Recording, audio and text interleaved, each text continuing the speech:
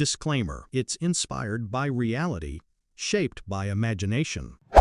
When Johnny Depp sat down on Good Morning America, most people expected quiet charm and a few laughs about his latest film. Instead, America witnessed something they'll be talking about for years. A single question from George Stephanopoulos about labor rights didn't just spark a debate, it lit a fire in Depp's eyes that no one saw coming.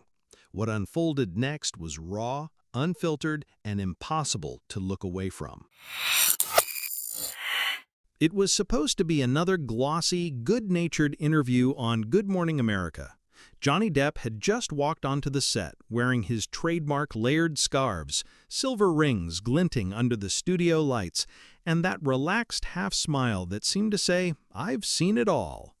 The crew was buzzing, some out of excitement, others out of nerves. Depp was there to promote his latest indie film, a quiet character study about a dock worker's life in the 1970s. The segment was planned, the questions rehearsed, or so everyone thought. George Stephanopoulos leaned forward, shuffling his note cards with a subtle flick of his wrist. "Johnny," he began, with that polite TV anchor tone, "you've played many working-class characters on screen, but I have to ask, what's your actual stance on labor rights in America right now?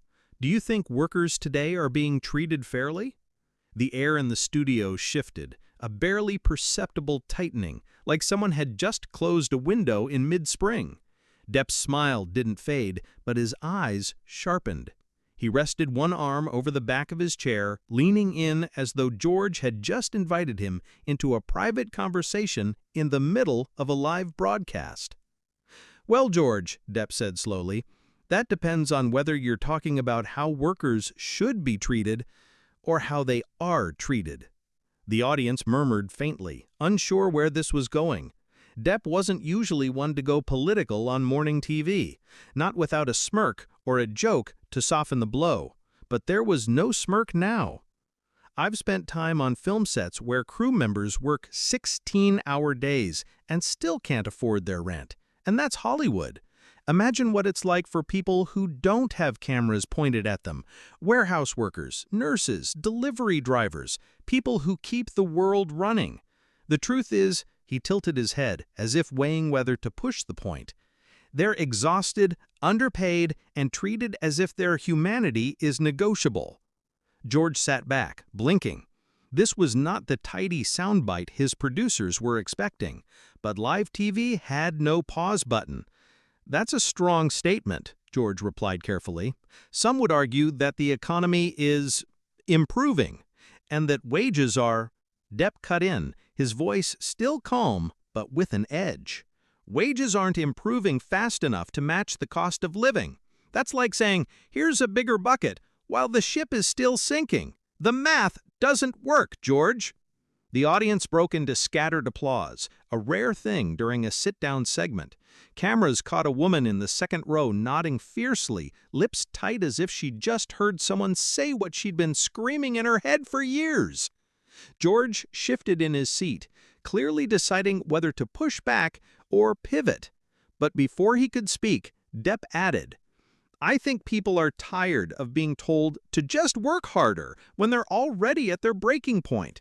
And the people at the top, they count their profits while telling the rest of us to be patient. Patience doesn't pay the bills." There it was, a live wire laid bare on national television. This wasn't the Johnny Depp of quirky roles and red carpet charm. This was a man speaking like he had nothing to lose and something urgent to say. By the time the segment hit the halfway mark, the social media team in the control room was already seeing spikes in engagement. Tweets were flying. Did Johnny Depp just school George Stephanopoulos on labor rights? And finally, someone said it on morning TV. The producers could see it. The conversation was heating up, and Act 2 would be unavoidable. Johnny glanced toward the cameras, his voice softening slightly. "If you're going to tell the American worker to tighten their belt, maybe you should start by tightening your own." The audience erupted this time, cheers, claps, even a few whistles.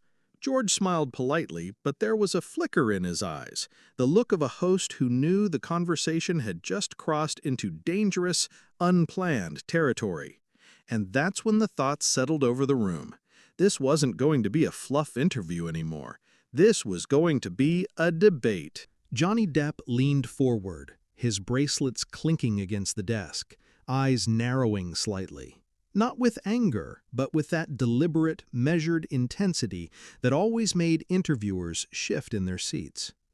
"George," he began, his voice carrying that smoky, deliberate cadence, "when you talk about labor rights, like they're some abstract political football, you're forgetting something. These aren't issues. These are people. People who are, right now, living on the edge because someone in a suit decided the bottom line matters more than their kid's dinner tonight." George Stephanopoulos straightened his papers, a subtle tell, the audience noticed, that he was preparing for a challenge. "Johnny, no one's dismissing that, but the conversation about labor rights is more complicated. Businesses have to survive too. If we impose too many regulations—" Johnny cut in, his hand raising slightly but firmly. "Survive? You think these billion-dollar companies are surviving? They're thriving off the backs of people who can't afford to fix their car to even get to work. They call them essential workers in a crisis, and then treat them like they're disposable when the headlines fade." The crowd in the Good Morning America studio murmured. Some nodded. Others leaned forward, sensing the shift from polite conversation into something more raw. George kept his voice even, but there was a tightness now. "Johnny, you've lived a privileged life for decades. Do you really understand what it's like for the average worker?" The words hit like a flicked match. The crowd reacted audibly. Johnny's eyes locked on George, not offended but sharpened.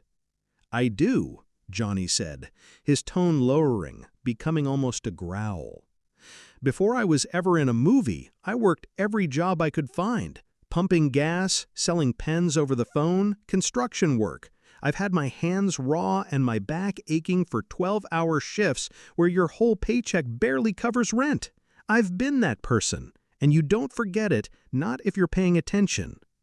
George leaned back, crossing his arms, a subtle challenge. "But you're not that person anymore." Johnny didn't flinch. "No, I'm not, but I see them every day. On film sets, in restaurants, in airports, people smiling through exhaustion because they can't afford to say, 'I can't do this today.' The real question is, why do you think we stop caring about people the moment we make it out of that life?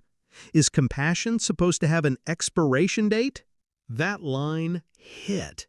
Even George had to pause. The tension was electric. The studio camera zoomed in on the two men, one the polished, composed anchor, the other a battle-worn Hollywood icon refusing to soften his words. A woman from the audience suddenly shouted, "Tell him, Johnny!" Laughter and applause followed, breaking the stiffness for a moment. George smiled faintly, acknowledging the crowd, but he wasn't letting go. "So what's the solution? Boycotts? Strikes? You know strikes cost the economy billions." Johnny's voice rose, not in anger, but in urgency. "And what do you think poverty costs? What do you think it costs when people can't afford health care, when parents are working 2 jobs and still skipping meals so their kids can eat? That's the kind of bill no one talks about, the human bill."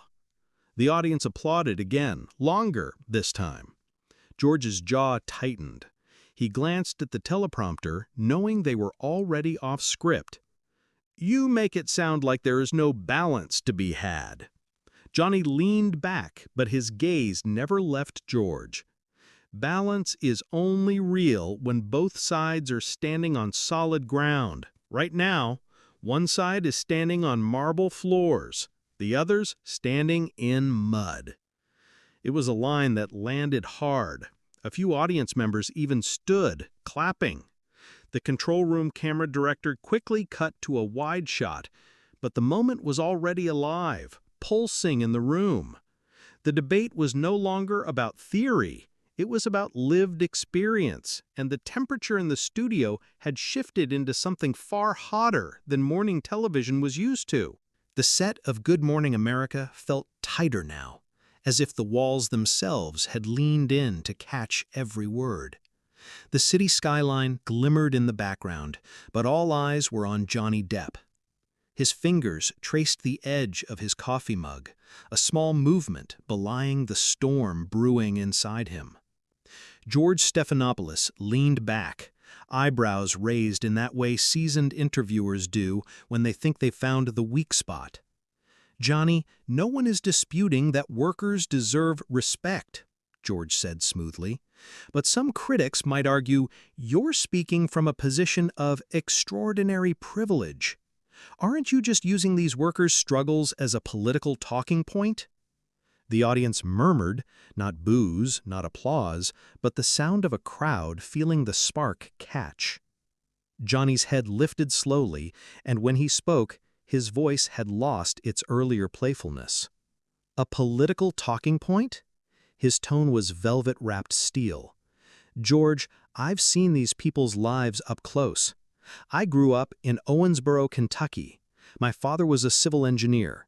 My mother, she waited tables, worked in diners. I've watched her come home with swollen ankles and cracked hands from scrubbing other people's messes for tips that barely covered the rent." He paused, letting the memory hang in the air like smoke. "This isn't politics for me. This is personal." George nodded, his expression neutral, but his pen tapping faintly against his cue cards, a tell of discomfort. "Still, surely you can admit that Hollywood labor issues aren't exactly—" Johnny cut him off, and the room went pin-drop silent. "This isn't just about Hollywood, George. It's the same damn story whether you're on a movie set, in a warehouse, driving a delivery truck, or stocking shelves at 3 in the morning. People are working harder than ever and living worse. The people who make the world run are treated like they're disposable. And I'm tired of seeing that." The intensity in his voice seemed to catch the crew off guard. One camera operator glanced up from his lens as if momentarily forgetting his job. George adjusted his posture, clearly recalibrating. "Johnny, you're painting a broad picture, but surely you recognize that there are economic realities." "And here's the reality I recognize," Johnny said, leaning forward now, his rings glinting under the studio lights. "You can't run a production without the crew. You can't run a restaurant without the servers. You can't run a city without the sanitation workers. You can't run a country without the working class. And yet they're the first to get squeezed, the last to get paid fairly, and the ones told to tighten their belts while executives get bonuses." A ripple of applause broke from the audience. It wasn't the polite daytime talk show clap. It was sharp, deliberate, almost defiant. George's jaw tightened slightly. "You make it sound like a moral failing rather than a structural challenge." Johnny didn't hesitate. "It is a moral failing, George." His voice dropped lower now, almost a whisper, which somehow made it louder. "When you know people are breaking their bodies for pennies and you do nothing because it's easier to stay comfortable, that's a moral failing." He sat back finally, the storm momentarily spent, but the tension hung thick. For a long moment, George didn't respond. The producers in the control room later admitted they weren't sure whether to cut to commercial or let it ride. They chose to ride. Finally, George cleared his throat. "Well, it seems we've struck a nerve." Johnny tilted his head. "It's not a nerve, George. It's a truth. And the truth has a way of making people uncomfortable." The segment clock ticked down in the corner of the monitor, but the energy in the room wasn't counting minutes. It was counting the lines drawn in the sand.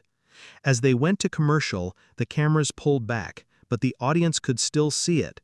Johnny Depp leaning back with the air of a man who knew he'd said something that couldn't be taken back, and George Stephanopoulos, pen still tapping, eyes narrowed as if already thinking about his next move. The cameras cut to commercial, but the studio air didn't clear, it thickened. Crew members moved around cautiously, like they were walking across a frozen lake that could crack with one wrong step. Johnny stayed seated, hands gripping the edge of the desk. George removed his earpiece slowly, as though trying not to set off a landmine. The other hosts glanced at each other, waiting to see who would speak first. It was Robin Roberts who broke the silence. "Johnny, you know this is going to blow up online, right?" Johnny let out a low chuckle, bitter, not amused. "I'm counting on it." In the control room, producers were already whispering about damage control. They'd invited Johnny for a light segment about his upcoming film and charity work, not a verbal street fight about America's labor crisis. But the cat was out of the bag, claws and all. George finally spoke, his voice tight. "You ambushed me, Johnny. This was supposed to be a conversation, not whatever that was." Johnny's eyes narrowed. A conversation or a PR tap dance? You think people in steel-toed boots working double shifts have time for polite coffee table talk? They're getting crushed, George. You wanted a chat. I gave you reality. The tension was radioactive. Someone in the studio audience tried to lighten the mood with nervous laughter. No one joined in. Moments later, the floor manager gave the signal. They were live again. But something had shifted. George's tone was sharper, Johnny's eyes darker. The easy banter at morning TV was gone, replaced with something raw and jagged. Viewers at home noticed instantly. Within minutes, hashtag Johnny versus George started trending on Twitter. Clips of Johnny's fiery "people aren't props, George" moment were already going viral on TikTok, racking up thousands of shares before the show even ended. Behind the desk, producers were already whispering about damage control. They'd invited Johnny for a light segment about his upcoming film and charity work, not a verbal street fight about America's labor crisis. But the cat was out of the bag, claws and all. George finally spoke, his voice tight. "You ambushed me, Johnny. This was supposed to be a conversation, not whatever that was." Johnny's eyes narrowed. A conversation or a PR tap dance? You think people in steel-toed boots working double shifts have time for polite coffee table talk? They're getting crushed, George. You wanted a chat. I gave you reality. The tension was radioactive. Someone in the studio audience tried to lighten the mood with nervous laughter. No one joined in. Moments later, the floor manager gave the signal. They were live again, but something had shifted. George's tone was sharper, Johnny's eyes darker. The easy banter of morning TV was gone, replaced with something raw and jagged. Viewers at home noticed instantly. Within minutes, hashtag Johnny versus George started trending on Twitter. Clips of Johnny's fiery "people aren't props, George" moment were already going viral on TikTok, racking up thousands of shares before the show even ended. Behind the desk, producers were already pushing forward with a calmer, more polished question, trying to regain control of the narrative. "So, Johnny, if you could sum up what you want viewers to take away from this morning." Johnny leaned forward, elbows on the desk, staring straight into the camera like he was speaking to a single person sitting alone in their kitchen. "I want them to know they're not invisible. I don't care if you're a miner, a teacher, a nurse, a grocery clerk, your sweat built this country. And anyone in power who treats you like you're disposable," he paused, letting the silence burn, "isn't worth the seat they're sitting in." It was the kind of moment that stops viewers mid-bite of their cereal, the kind of soundbite that becomes a rallying cry. The show wrapped with tight smiles and a quick transition to the weather segment, but the damage, or, depending on your perspective, the impact, was done. By the time Johnny left the building, his team's phones were exploding with interview requests.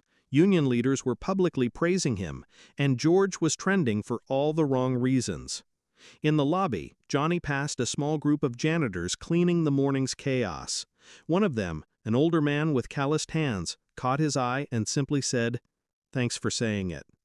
Johnny gave a small nod, no swagger, no theatrics, just quiet acknowledgement. He didn't need to post about the moment. The clip was already everywhere. For some, this morning's clash was career suicide. For others, it was proof that Johnny Depp was still willing to burn a bridge if it meant lighting the way for someone else. And by the looks of it, this fire wasn't going out anytime soon. The morning after Johnny Depp's explosive clash with George Stephanopoulos on Good Morning America, the media landscape was ablaze. Overnight, hashtags like #DeppForWorkers and #LaborRightsNow shot to the top of trending lists, while opposing tags like #JohnnyOutOfTouch fought for attention. Clips of Depp's passionate outburst, his voice cracking, his hands gripping the edge of the table, were shared millions of times across platforms. Some viewers hailed him as the only Hollywood star willing to say the quiet part out loud about exploitation in the entertainment industry. Others accused him of hijacking the conversation for personal gain. But no matter which side you were on, one thing was undeniable. Johnny Depp had dragged the conversation about labor rights into the heart of America's living rooms. By noon, entertainment unions were weighing in.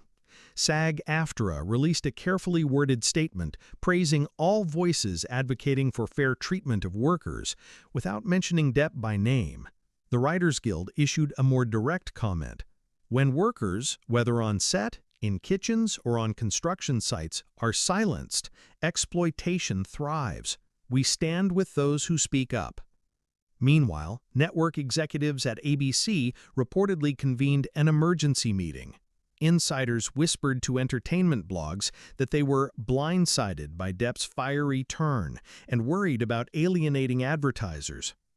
George Stephanopoulos, always the consummate professional, maintained his public silence, though sharp-eyed viewers noticed his clipped tone during the closing segment of that day's broadcast. What stunned many was how the conversation rippled beyond Hollywood. Teachers' unions, nurses' groups, even rideshare driver collectives began invoking Depp's words. If someone with his platform has to fight for fair contracts, imagine the rest of us, one union organizer tweeted. The clip became a rallying cry on picket lines from Los Angeles to Detroit. And Depp? He stayed mostly quiet in the days that followed. Paparazzi caught him leaving a small cafe in Brooklyn, wearing a flat cap and sunglasses, dodging questions. But then, in a rare Instagram post, he shared a simple black-and-white image of calloused hands holding a coffee mug, captioned, "Work has value. People have worth. Don't let them forget it." The post racked up over 3 million likes in under 24 hours. George Stephanopoulos, for his part, finally addressed the incident during a Sirius XM interview the following week. He said, "Look, we invite guests to share their perspectives, but live television is unpredictable. My job is to keep the conversation moving. Johnny made it clear he wanted the conversation to stay right there, and that's his right. The larger point is, the issue's getting attention now, and that's what matters." His diplomatic tone only fueled speculation about behind-the-scenes tension. Rumors swirled that ABC's bookers were quietly rethinking which guests might bring uncontrolled energy to morning TV. Months later, journalists would point back to that GMA segment as a turning point in the mainstream labor rights discussion. While politicians had been debating union protections for years, it took a Hollywood figure's raw, unscripted frustration to cut through the noise. Labor historians compared it to Marlon Brando's activism in the 70s or Jane Fonda's protests against the Vietnam War.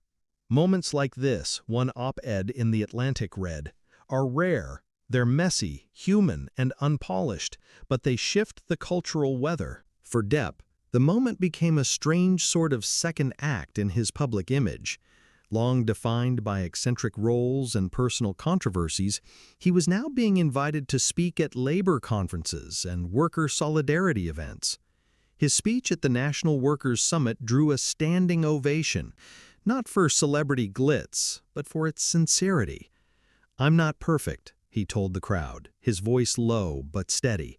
"I've made mistakes, but I know what it's like to be treated like you're replaceable.